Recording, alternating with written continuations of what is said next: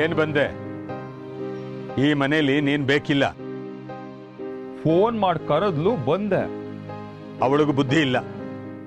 ಇದು ನನ್ನ ಮನೆ. ನೀನ್ ಇಲ್ಲಿ ಬರೋದು ನನಗಿಷ್ಟ ಇಲ್ಲ.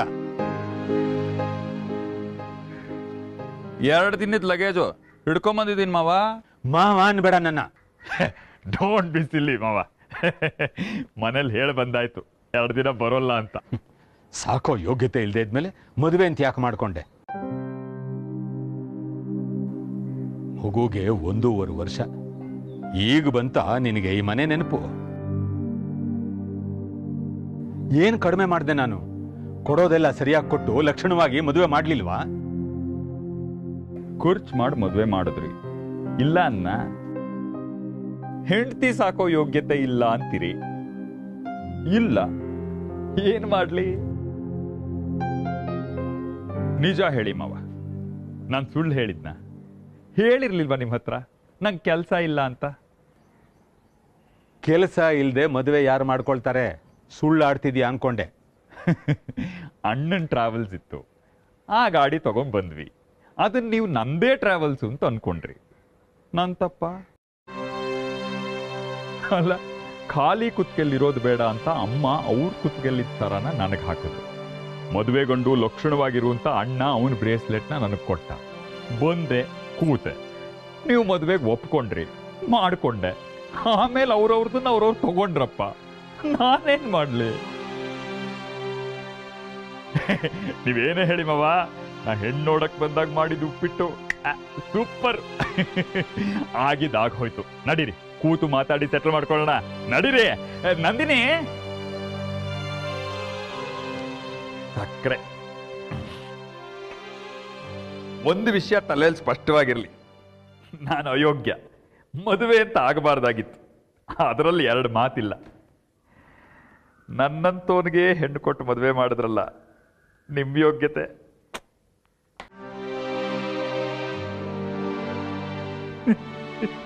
ಈಗೇನೆ ಅಪ್ಪಂಗ್ ಕೋಪ. ಸಹಜವೇ. ಡಿವೋರ್ಸ್ ಕೊಡು ಅಂತಿದ್ದಾರೆ. ನ್ಯಾಯವೇ. ನಿಮ್ಗೇನು ಅನ್ಸೋದೇ ಇಲ್ವಾ? ನ್ಯಾಯವೇ. ನನ್ನಂತ ಜೊತೆ ಸಂಸಾರ ಕಷ್ಟ. ಕೊಟ್ಬಿಡು ಡಿವೋರ್ಸ್. ಬಂಡ ಬದುಕು.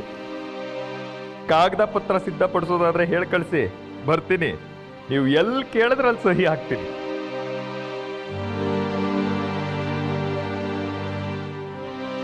ಮುಗೀತಲ್ಲ, ಹೇಳಿ ಊಟಕ್ಕೆ. ವಾಶ್ ಬೇಸಿನಲ್ಲೇ ಟೌಲ್ ಇದೆಯಾ? ಸೋಪು?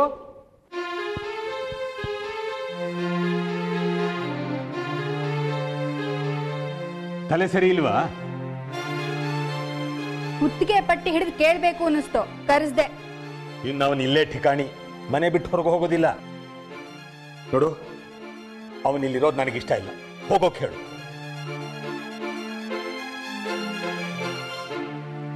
ಹೇಳಿದ್ ಗೊತ್ತಾಗ್ಲಿಲ್ವಾ? ಅವನಿಲ್ಲಿದ್ರೆ ನಾನಿಲ್ಲ. ನೀನೇ ಅಲ್ವಾ ಕಟ್ಟಿದ್ದು? ಬರೀ ನಾನೇ ಯಾಕೆ ಅನುಭವಿಸ್ಬೇಕು? ನೀನು ಅನುಭವಿಸು. ಅತ್ತೆ ಮನೆ ಕಳಿಸ್ತೀನಿ ಅಂತ ಹೆದರಿಸ್ತಿದ್ದೆ. ಅದಕ್ಕೆ ಫೋನ್ ಮಾಡಿ ಮನುಷ್ಯನ ಇಲ್ಲಿಗೆ ಕರೆಸ್ದೆ. ಮಾಮ ಅಳಿಯ ಕೂತು ಮಾತಾಡಿ ನನ್ನ ಭವಿಷ್ಯ ಸೆಟ್ಲ್ ಮಾಡಿ.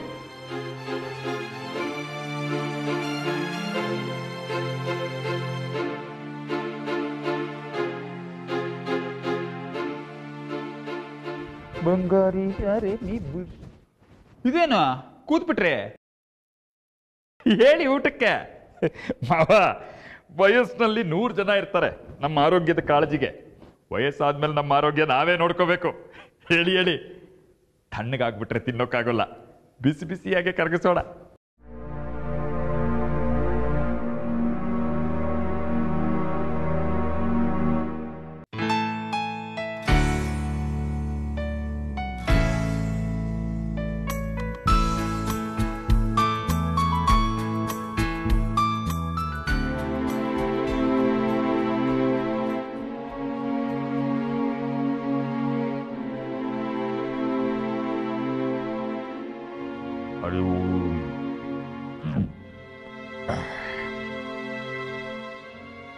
ಹಣ ಕಟ್ಟಬೇಡಿ. ಸಾಲ ತಗೊಂಡಿದ್ದು ನೀವಲ್ಲ. ಹಣ ಕಟ್ಟಬೇಡಿ. ನೋಟಿಸ್ ಬಂದಿದೆ. ಉತ್ತರ ಕೊಡೋಣ. ಸಾಲ ತಗೊಂಡಿದ್ದು ನೀವಲ್ಲ, ಕಟ್ಟೋದು ಬೇಕಿಲ್ಲ. ಚೆಕ್ ಬೌನ್ಸ್ ಆದ್ರೆ ಜೈಲಾಗತ್ತೆ. ಸಹಿ ನಿಂದಲ್ಲ ಅಂತಂದ್ಬಿಡು. ಪ್ರಮಾಣಿಸ್ತಾರೆ. ಅಯ್ಯೋ, ಬಲವಂತವಾಗಿ ಹಾಕ್ಸಿದ್ರು ಅನ್ನೋ. ಯಾಕೆ ಏನು ಅಂತ ಗೊತ್ತಿರಲಿಲ್ಲ, ಸುಳ್ಳು ಹೇಳಿ ಹಾಕ್ಸಿದ್ರು ಅನ್ನು. ಈಗ ನೀನು ನನ್ನ ಮುಖ ನೋಡಿ ಸಹಿ ಹಾಕ್ತೆ ಅಲ್ವಾ? ನಿನಗೆ ಗೊತ್ತಿತ್ತ ಅದು ಸಾಲಕ್ಕೆ ಶ್ಯೂರಿಟಿ ಅಂತ? ಗೊತ್ತಿಲ್ಲದೆ ಹಾಕಿದ್ದು. ಸತ್ಯ ಅದೇ ತಾನೆ, ಹೇಳ್ಬಿಡೋದನ್ನ. ಮಾನವಾಗಿ ಬದುಕಿದ್ದೀನಿ, ಮಾನವಾಗೇ ಸಾಯೋ ಆಸೆ. ಅದಕ್ಕೆ ಸಾಲ ತಗೊಂಡೋದು ನೀನು ಹೊಂದ್ಸು, ಕಟ್ಟು. ನನ್ನ ಹತ್ರ ಎಲ್ಲಿದೆ? ನಾವು ಕೈ ಎತ್ತೀವಿ. ಅದನ್ನೇ ಅಲ್ವಾ ನಾನು ಹೇಳ್ತಿರೋದು.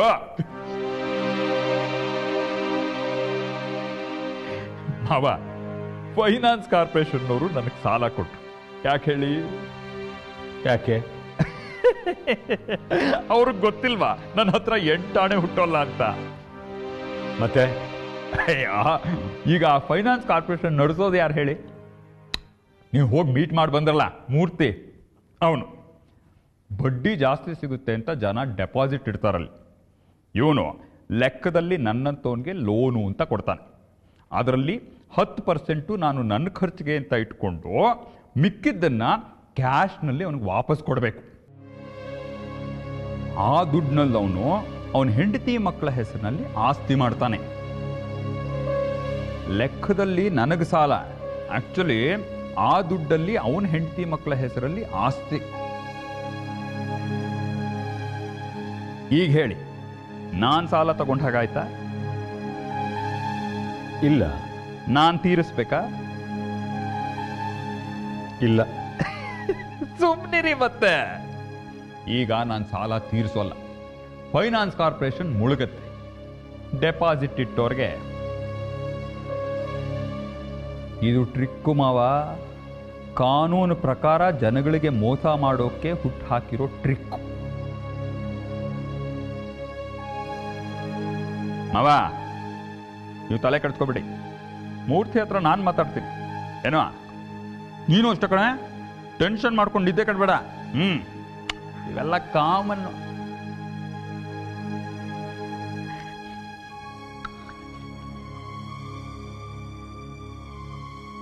ಅಭ್ಯಾಸವೇ ಇಲ್ವಾ? ಮಧ್ಯಾಹ್ನ ಊಟ ಆದಮೇಲೆ ಸಣ್ಣದು ನಿದ್ದೆ ಮಾಡೋದು ಮಾಡಬೇಕು, ಆರೋಗ್ಯಕ್ಕೆ ಒಳ್ಳೇದು. ನಾನು ಮಲಗಲ್ಲ, ಫ್ಯಾನ್ ಇದೆ ಅಲ್ವಾ?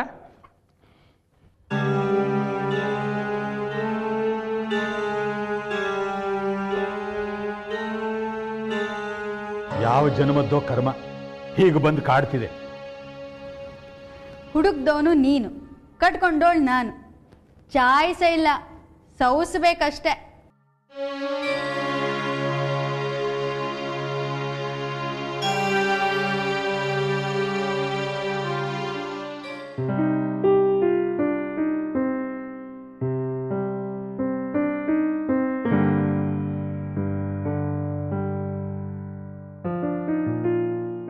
ಊರೆಲ್ಲ ಹೇಳ್ಕೊಂಡು ಬಂದಾಗಿದೆ. ಈಗ ಆಗ್ತಿಲ್ಲ ಅಂತ ಹೇಳಿದ್ರೆ ಅವಮಾನ ಆಗಲ್ವಾ?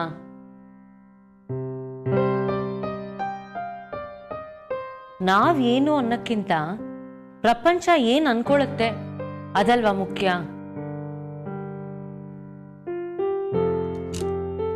ಆಗ್ಲಿ ಮದ್ವೆ. ಮನುಷ್ಯ ಸರಿ ಇಲ್ಲ ಅಂತ ನನಗೆ ಅನ್ನಿಸ್ತಿದೆ. ಅವನ್ಗೆ ನಾನಲ್ಲ, ನನ್ನ ಆಸ್ತಿ ಮುಖ್ಯ, ಅದು ಸ್ಪಷ್ಟ.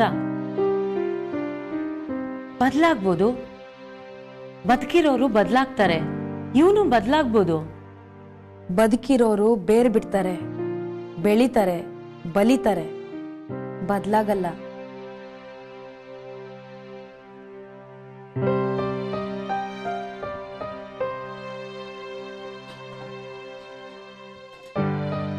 ನೇರ ಪ್ರಶ್ನೆ, ಉತ್ತರ ಕೊಡಿ. ಅವರು ಪ್ರಸ್ತಾಪ ತಂದ್ರು, ನೀವು ಅದಕ್ಕೆ ಒಪ್ಪಿದ್ರಿ. ಯಾಕೆ?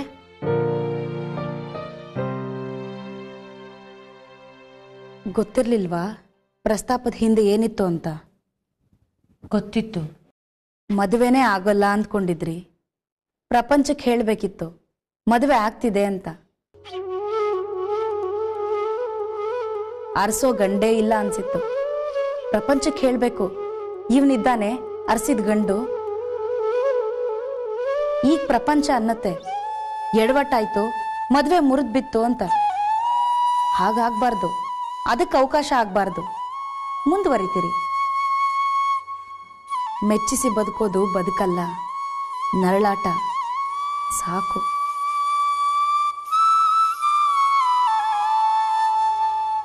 ಸುಖವಾದ್ದನ್ನ ಅರಿಸ್ಬೇಕು, ಅನುಭವಿಸ್ಬೇಕು. ಕಷ್ಟ ಅನ್ಸಿದ್ದನ್ನ ಬಿಡಬೇಕು. ಬಿಡು ಅಂತೀಯಾ? ಮುಂದೆ ಕಷ್ಟ ಆಗುತ್ತೆ. ಇವನ್ ಪ್ರಯೋಜನ ಇಲ್ಲ ಅಂತ ಅನ್ಸಿದ್ಯಲ್ಲ, ಬೇಡ. ಅಪ್ಪ ಅಮ್ಮ ಅಂತಾರೆ ಇಷ್ಟು ಖರ್ಚಾಗಿದೆ ಅಂತ. ಇದು ಮುಂದುವರೆದ್ರೆ ಇನ್ನೆಷ್ಟು ಖರ್ಚಾಗುತ್ತೋ ಅನ್ನಿ.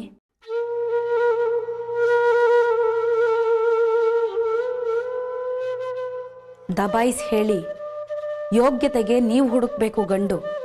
ಅದಾಗ್ಲಿಲ್ಲ, ನಾನೇ ಹುಡುಕೊಂಡೆ. ಸರಿ ಹೊಂದ್ಲಿಲ್ಲ, ಬಿಟ್ಟೆ. ತಪ್ಪು ನಿಮ್ದೆ ಅಂತ ಹೇಳಿ. ರಘುಗೇನ್ ಹೇಳಿ? ಫೋನ್ ಮಾಡಿ ಹೇಳಿ, ಅಯೋಗ್ಯ ನೀನು, ಬರೀ ವ್ಯವಹಾರದ ಗುಂಗಲ್ಲೇ ಸಾಯ್ತೀಯ, ಬೇಡ ನಿನ್ ಸಹವಾಸ ಅಂತ. ಹರ್ಟಾಗತ್ತಲ್ವಾ? ನೋವೇನಾಗಲ್ಲ. ಅಹಂಕಾರಕ್ಕೆ ಪೆಟ್ಟು ಬೀಳುತ್ತೆ. ಗಂಡು ಅನ್ನೋ ಅಹಂಕಾರಕ್ಕೆ ಪೆಟ್ಟು ಬೀಳುತ್ತಲ್ವಾ? ಬೀಳ್ಲಿ. ಪ್ರೀತಿ ಅಂತ ಕರ್ಕೊಂಡ್ರಿ, ಅದಿರ್ಲಿಲ್ಲ, ಗೊತ್ತಿತ್ತು, ನರಳಿದ್ರಿ. ಅವನಿಗದು ಅರ್ಥ ಆಗಿ ಸೆಳಿತಾನೇ ಹೋದ. ಹೀಗೆ ಉಪಯೋಗಿಸ್ತಿದ್ದಾನೆ. ಮನಸ್ಸಿಗೆ ಬಂತು, ಮತ್ತೆ ನೋವು ಕೊಡ್ತು. ಕೊಟ್ಟ ಮೇಲೆ ಕೃತಜ್ಞತೆ ಇರುತ್ತೆ ಅನ್ನಿಸ್ತು. ಅದಾಗ್ಲಿಲ್ಲ, ಮತ್ತೆ ನೋವೇ. ಅದನ್ನು ಮೀರಿ ಈ ಗಮನವೇ ಕೊಡಲ್ಲ, ಇನ್ನೂ ನೋವೇ ಅಲ್ವಾ? ಸಾಕುರಿ, ಮೆಚ್ಚೋ ಹುಚ್ಚು. ಒಂದ್ಸರ್ತಿ ಒದ್ರಿ ಏಳಿ. ಸ್ವಾತಂತ್ರ್ಯ ಹಕ್ಕು, ಅದನ್ನ ಅಪೇಕ್ಷಿಸೋದು ಸ್ವಾರ್ಥ ಅಲ್ಲ. ಮಿಕ್ಕೋರ್ ದಾಸ್ಯ ಅಪೇಕ್ಷಿಸಿದ್ರೆ ಅದು ಸ್ವಾರ್ಥ. ತಪ್ಪೇ ಇಲ್ಲ. ಫೋನ್ ಮಾಡಿ ಕರೀರಿ, ಹೇಳಿ ಇಷ್ಟು ಖರ್ಚಾಗಿದೆ, ನಿನಗೆ ಮದುವೆ ಸಂಬಂಧಗಳಲ್ಲಿ ಕಾಳಜಿ ಇಲ್ಲ, ಕೊಟ್ಟದ್ದನ್ನ ವಾಪಸ್ ಕೊಡು. ನರಳ್ತಾನೆ. ನರಳ್ಳಿ, ನಮ್ಮ ಮನ್ಸಿಗೆ ಸುಖ ಆಗುತ್ತಲ್ವಾ? ಅವನ ಯೋಗ್ಯತೆಗೆ ಅದೇ ಲಭ್ಯ.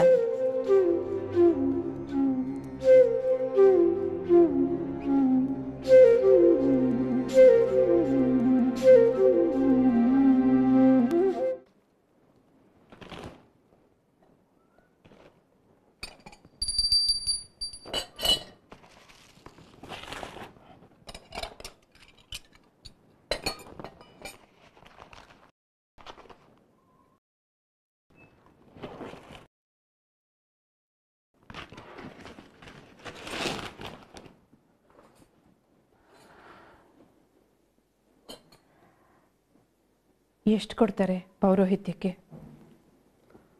10 ಕೊಡಬಹುದು, 20 ಕೊಡಬಹುದು, ಹಬ್ಬ ಅಂದ್ರೆ 100 ಕೊಡಬಹುದು. ನನ್ನ ದುಡಿಮೆ ಇರಲಿ.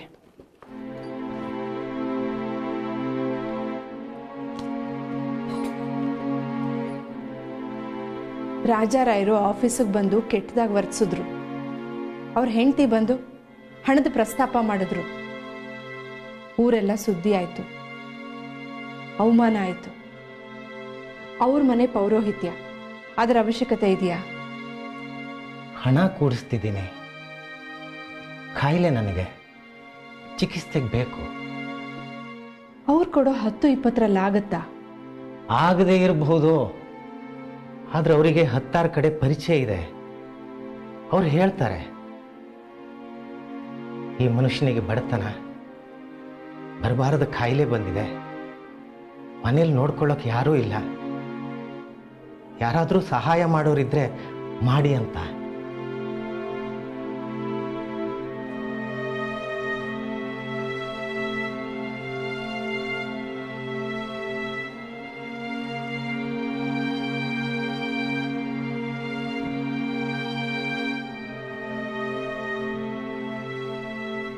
ಚಂದ ಎತ್ತೀರಾ? ಬದುಕೋ ಆಸೆ ಇದೆ. ನಿನ್ನನ್ನೇ ನಂಬಿದ್ದೆ. ನೀನಿಲ್ಲಿ ಇವತ್ತು ನಾಳೆ ವಾರ ಮುಂದಕ್ಕೆ ಹಾಕಿದ್ದೆ. ಚಂದ ಎತ್ತೋ ಪರಿಸ್ಥಿತಿ ಬಂದಿದೆ, ಎತ್ತೀನಿ. ಸುನಂದಮ್ಮನ ಹತ್ರ ಮಾತಾಡಿದ್ದೀನಿ. ಅವ್ರ ಸಂಸ್ಥೆಯಲ್ಲಿ ಕೊಡೋಕೆ ಸಿದ್ಧವಾಗಿದ್ದಾರೆ. ನಿನ್ನ ವೃತ್ತಿಗೆ ಸಮಸ್ಯೆ ಆಗುತ್ತೆ ಅಂತ ಸುಮ್ಮನಿದ್ದೆ. ನಿನ್ನ ಸಹಾಯ ಇಲ್ಲ ಅಂತಾದ್ಮೇಲೆ ನನ್ನ ಸಹಕಾರವೂ ಅಷ್ಟೇ.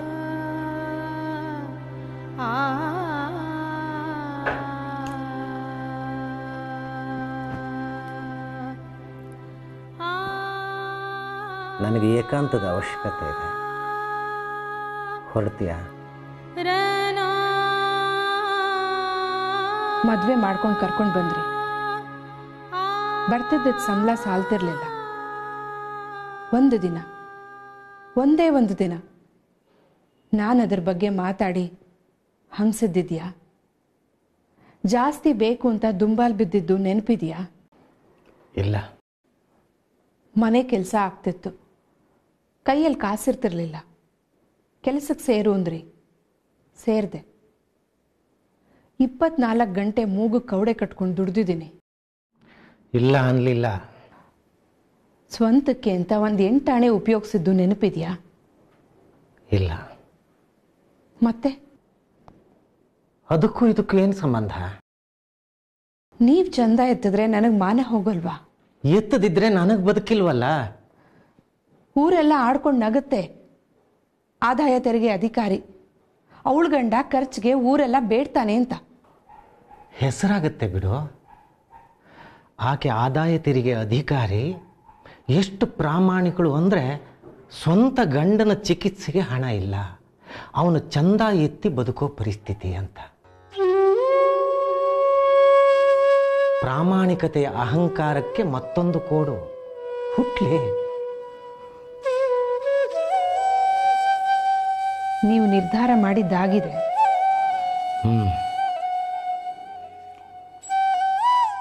ಆಯ್ತು, ಚಂದ ಎತ್ತೋದ ಇಲ್ಲ ಬೇರೆ ಮಾರ್ಗ ಹುಡ್ಕೋದ ನೋಡೋಣ.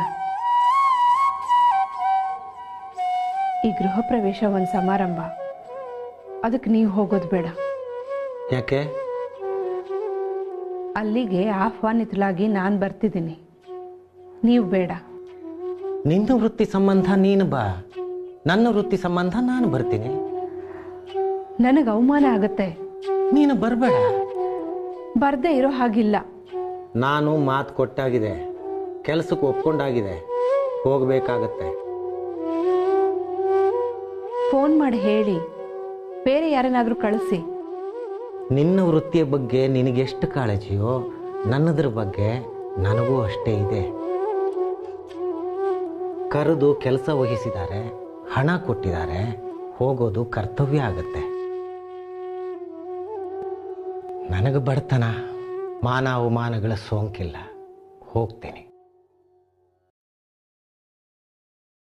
ನೀನು ಆದಾಯ ತೆರಿಗೆ ಅಧಿಕಾರಿ, ಸಿರಿತನವಿದೆ. ಬರೋದು ಅವಮಾನ ಅಂತ ಅನಿಸಿದ್ರೆ ಬರಬೇಡ. ಬಂದರೂ ಗಂಡ ಅಂತ ನನ್ನನ್ನು ಗುರುತಿಸ್ಬೇಡ. ಹೋಗ್ತೀಯಾ? ನನಗೆ ಏಕಂತ ಬೇಕು.